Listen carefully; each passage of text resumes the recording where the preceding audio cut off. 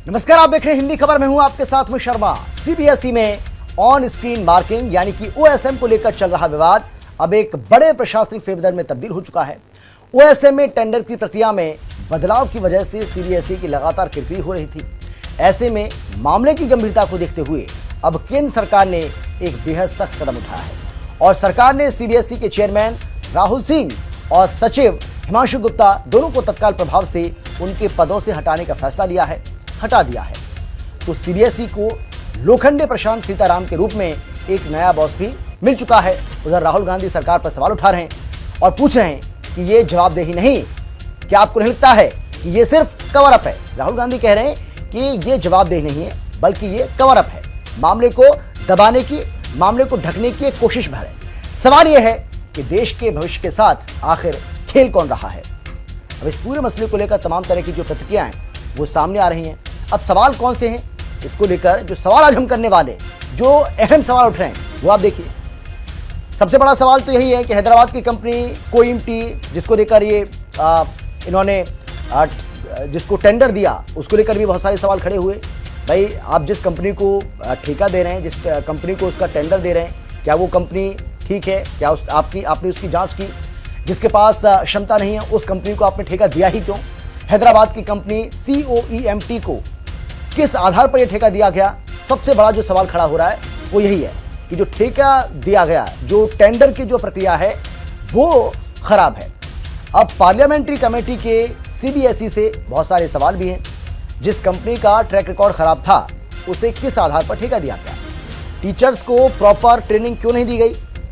और टीचर्स को प्रॉपर बिना ट्रेनिंग दिए ओएसएम को लागू क्यों किया गया? ऐसी क्या जल्दी थी भाई? ठेके की शर्तों में ढील देकर ओएसएम लागू करने का फैसला किसने किया? तो ये वो सवाल हैं जिनका जवाब अब देश जानना चाहता है। सवाल तो बहुत सारे हैं, लेकिन इन्हीं सवालों के बीच में कुछ बातें ऐसी भी सामने आ रही हैं जिसको लेकर ये कहा जा रहा है कि ओएसएम, जिस पर सरकार का पहले ये कहना था कि बहुत अच्छा फैसला है, लेकिन अब इस ओएसएम को लेकर तमाम तरह के सवाल खड़े हुए। स्टूडेंट्स ने, पेरेंट्स ने विरोध करना शुरू किया। तमाम विपक्षी दलों ने इसे हाथों हाथ एक मुद्दा बनाया। राहुल गांधी से लेकर अखिलेश यादव से लेकर अरविंद केजरीवाल, तमाम बड़े नेता जो हैं इसको लेकर ट्वीट करने लगे, एक्स पर पोस्ट करने लगे, लंबे चौड़े।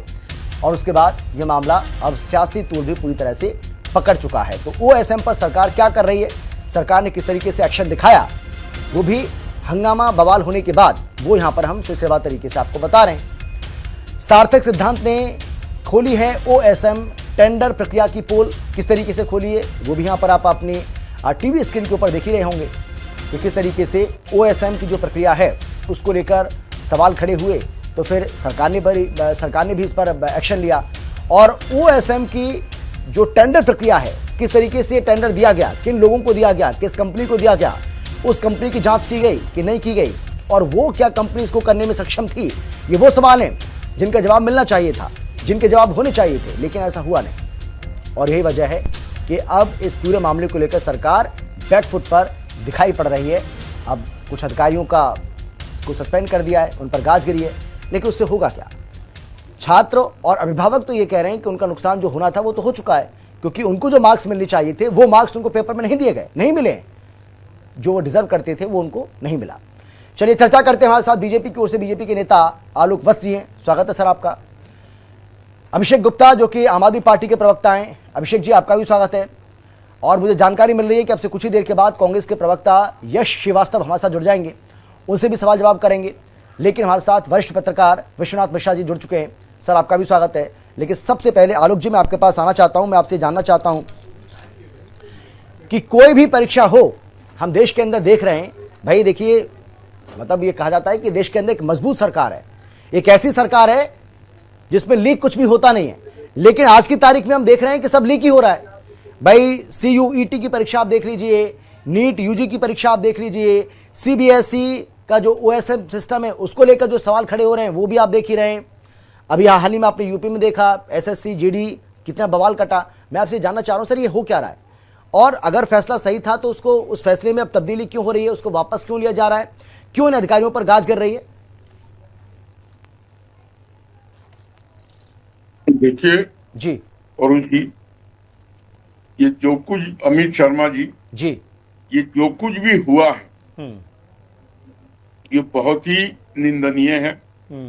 और लगता है ऐसा कि जैसे कि सिस्टम पर किसी का कंट्रोल रहा ही नहीं, ये पूरी तरीके से माफियाओं के चक्कर में आ चुका है। एक एग्जाम की बात होती तो मैं समझता चूक हो गई, ये सारे एग्जाम में ऐसे हो रहे हैं। एक लड़का 12वीं क्लास का, आई थिंक वो 12वीं क्लास में है, जो लड़का सिद्धांत या क्या नाम है उसका, उसने पूरे सिस्टम की पोल खोल के रख दी। निश्चित तौर पर जो माफियाइज्म का हुआ है देश के शिक्षा प्रणाली में, उसकी जड़ें बहुत गहरी हैं। और ये दशकों से हो रहा है, ये नहीं, हाँ यहाँ अभी कुछ ज्यादा होना चालू हो गया है, लेकिन आप पुराने इतिहास को खंगालेंगे तो ये पेपर लीक का मामला बहुत पुराना है। मेडिकल में भी होता था। कितने डॉक्टर इस देश में घूम रहे हैं जो डॉक्टर बनने लायक नहीं थे। मैं व्यक्तिगत तौर पर जानता हूं बहुतों को जो सिर्फ पैसे और पेपर लीक के दम पर डॉक्टरी पास कर गए, शायद उनसे मैं सुई भी ना लूं। तो इस पर अब सरकार को त्वरित ध्यान देकर जितनी भी हमारी शक्तियां हैं, कि देखिए बच्चे देश का भविष्य हैं, और भविष्य अगर इस तरीके से खराब हो रहा है तो देश भी आगे खराब हो। नहीं तो इसका मतलब मैं ये मानूं आलोक जी कि आप लोग ये मान रहे हैं कि हाँ जो भी हो रहा है वो गलत हो रहा है और सरकार इसमें बहुत बड़ी चूक कर रही है। देखिए सरकार को उस पर ध्यान देना होगा। आपने ये मान लिया, मैं ये मानूं क्या? और अब अभी आप शिकायत कर रहे थे, अभी आप कह रहे थे भाई ये तो दशकों से चला आ रहा है। भाई दशकों से चला आ रहा था तभी तो आपको जिम्मेदारी दी ना सर। भाई नहीं, जो लीक था उस पर सील लगाने की जिम्मेदारी आपको दी है ना सर। तो आप क्या कर रहे हैं फिर 12 साल से, आप बताइए ना। देखिए मैंने कहा ना, जबरदस्त प्रशासनिक चूक हुआ है। अगर मैं कहूं अभी के वक्त में कि नहीं ऑल इज वेल, तो मेरे से बड़ा झूठा कोई नहीं होगा। चीजें खराब हुई हैं, सिस्टम पर कंट्रोल नहीं रहने के कारण सही ढंग का, और ये एक बहुत विचारणीय सोचनीय विषय है, जिस पर सरकार को कड़े से कड़े कदम उठाकर इसको फुल प्रूफ ठीक है भविष्य में करना होगा। ठीक है। यश जी आवाज आ रही है आपको मेरी? आप सुन पा रहे हैं? स्वागत है आपका। हाँ। यश जी, आलोक जी इस बात को स्वीकार कर रहे हैं कि भाई हाँ चूक हो रही है, गलती है, सरकार को इस पर ध्यान देना होगा। ये बड़ी बात है, बड़ा दिल दिखाकर वो गलती को एक्सेप्ट कर रहे हैं, वो मान रहे हैं कि हाँ यहाँ चूक हो रही है सरकार से बहुत बड़ी। लेकिन मैं आपसे जानना चाह रहा हूँ सर कि क्या आपको नहीं लगता है कि समय के साथ हर चीज़ में बदलाव होना चाहिए? डिजिटल युग है और अगर सीबीएसई ओएसएम सिस्टम लेकर आई है, मैं ये नहीं कह रहा कि वो सिस्टम पूरी तरह से ठीक है, हो सकता है उसमें कुछ गड़बड़ी हो, कुछ दिक्कत हो, उसको दूर तो किया जा सकता है, लेकिन ओएसएम सिस्टम को ही गलत बता दिया जाए, क्या आप इसे उचित मानते हैं? क्योंकि भाई देखिए अगर किसी भी चीज का डिजिटलीकरण हो रहा है तो इसमें बुराई क्या है? समय की मांग है। अमित जी पहली बात तो ये है कि आज आलोक वत्स जी की ईमानदारी तो वाकई सुनने लायक, कमाल है, मतलब एक्सेप्शनल। कल रात को मैं एक डिबेट में था, वहां एक आदमी बीजेपी का मुझे जान से मारने को तैयार था, सिर्फ इसलिए क्योंकि वो पेपर लीक के सरकार की गलतियों को स्वीकार नहीं करना चाहता था। तो आलोक वत्स जी अपने आप में एक बहुत बड़ा एक्सेप्शन है। अब जो आपने पूछा है ओएसएम, तो सबसे पहले तो ये कंफर्म कीजिए कि क्या ओएसएम से किसी धर्म की भावनाएं आहत होती हैं? क्या ओएसएम से राष्ट्रहित के खिलाफ कुछ ऐसा हो जाएगा? तो उसके बाद हमें ये सवाल करना चाहिए कि जो सिस्टम पहले से बढ़िया चला आ रहा था, उस सिस्टम को आपने जबरदस्ती बदला, उसमें एक ऐसी कंपनी को आपने बिड करवाया जो कि पहले से ही फेल होने का ट्रैक रिकॉर्ड लेके बैठी हुई, और उसके बाद आपने उस फेल कंपनी के फेल सिस्टम से देश के बच्चों के भविष्य के साथ खिलवाड़ किया। और उससे भी बढ़ के मीडिया का एक बहुत बड़ा सेक्शन और बीजेपी का एक बहुत बड़ा सेक्शन इन बच्चों को पता नहीं क्या क्या बोल रहा है, इनके माता पिता को अब्यूज कर रहा है, यूट्यूब पे टीचर्स को अब्यूज कर रहा है, कोचेस को अब्यूज कर रहा है। और आप जब पूछते हैं कि ओएसएम में क्या प्रॉब्लम है, यानी डिजिटाइजेशन में क्या प्रॉब्लम है, तो याद आता है कि इस देश में एआई डेटा सेंटर्स को पीने के पानी की गारंटी देने के चक्कर में देश का पानी गंदा हो चुका है। हमारा तो छोड़िए, अमेरिका जैसे देश में एक सांसद वहां पे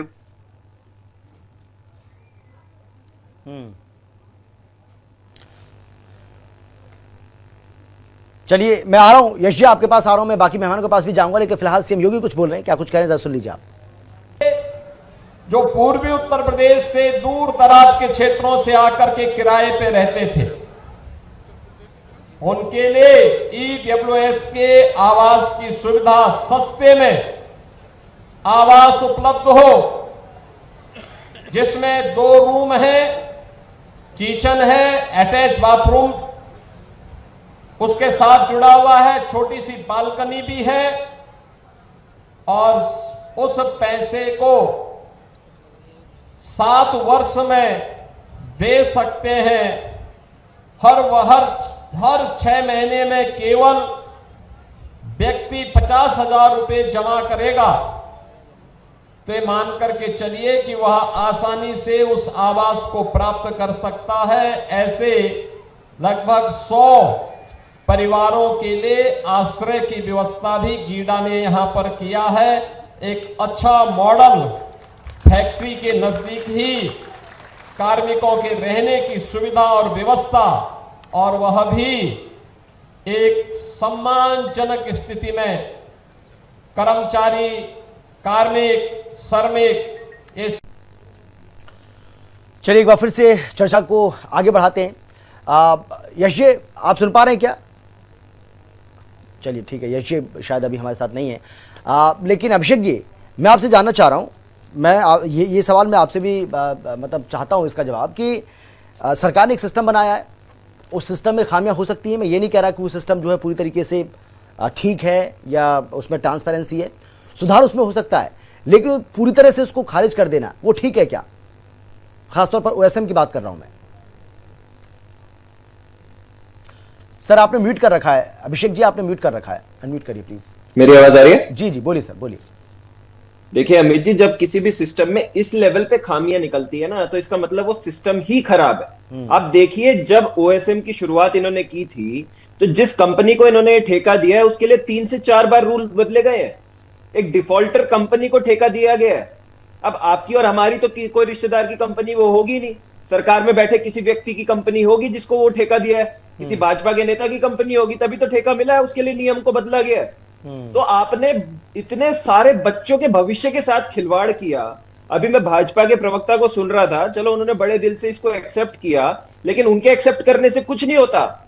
हमारे देश के लोगों ने जिसके चेहरे पे वोट दिया था उसकी जवाबदेही कहां है? पिछले 12-13 साल से पोस्टर बॉय तो मोदी जी है। हाल ये हो चुका है कि मोदी जी सिर्फ एक ब्रांड एम्बेसडर बन के रह गए हैं, जिनकी ब्रांड की कोई गारंटी नहीं है, लेकिन पोस्टर बॉय वही है।